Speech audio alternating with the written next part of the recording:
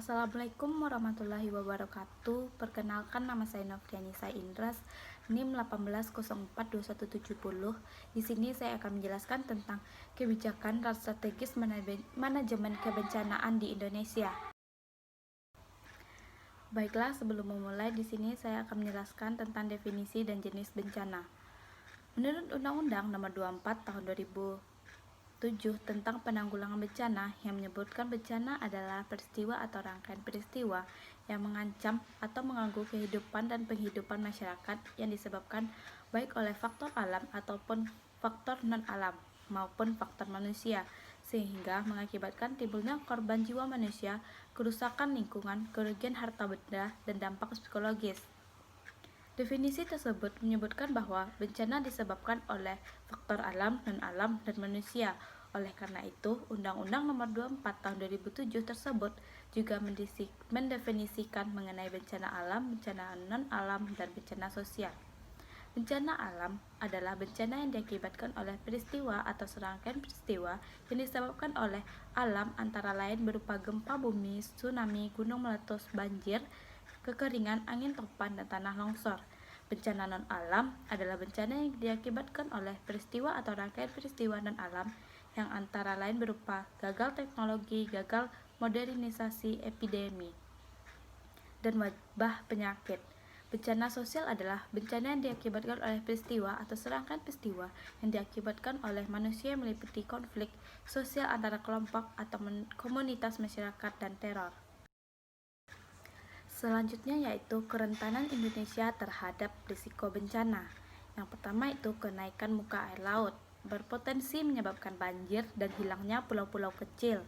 Yang kedua yaitu perubahan curah hujan, berpotensi menyebabkan banjir dan erosi.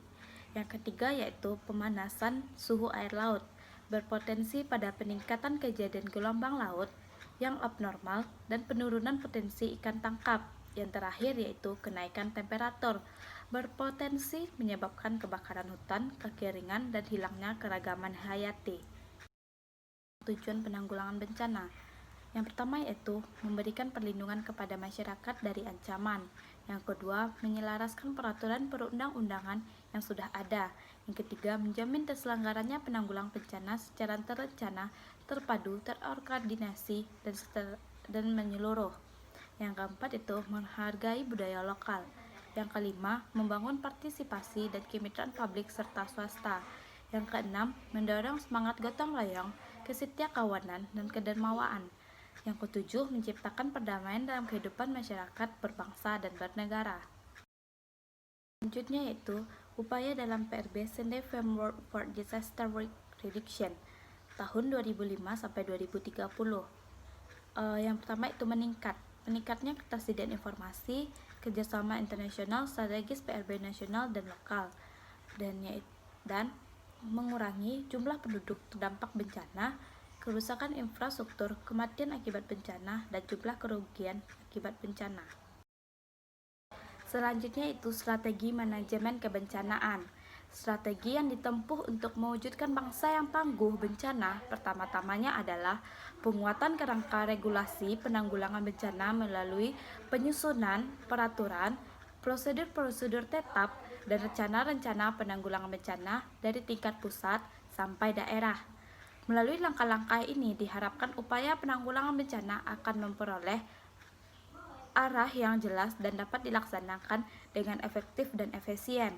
Selain itu, perlu strategis khususnya dalam menghadapi permasalahan dan tantangan serta memanfaatkan peluang dengan melakukan yang pertama yaitu optimalitas komitmen nasional, yang kedua perkuatan kelembagaan penanggulangan bencana, yang ketiga perkuatan kesiapsiagaan untuk ketangguhan operasi tanggap darurat, yang keempat perkuatan ketangguhan komunitas, yang kelima optimalitas kemitraan penanggulangan bencana, dan keenam pengembangan kerjasama global. Selanjutnya, kebijakan manajemen kebencanaan. Kebijakan penanggulangan bencana di Indonesia diatur terutama melalui Undang-Undang Nomor 24 Tahun 2007 tentang penanggulangan bencana, Peraturan Pemerintah Nomor 21 Tahun 2008 tentang penyelenggaraan penanggulangan bencana, dan peraturan-peraturan pemerintah serta peraturan presiden turunan dari UU Nomor 24 Tahun 2007 tentang Penanggulangan Bencana.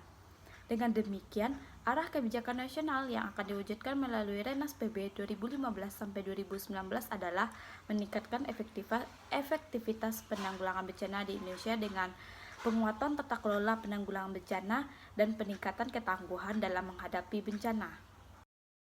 Baik, terima kasih. Assalamualaikum warahmatullahi wabarakatuh.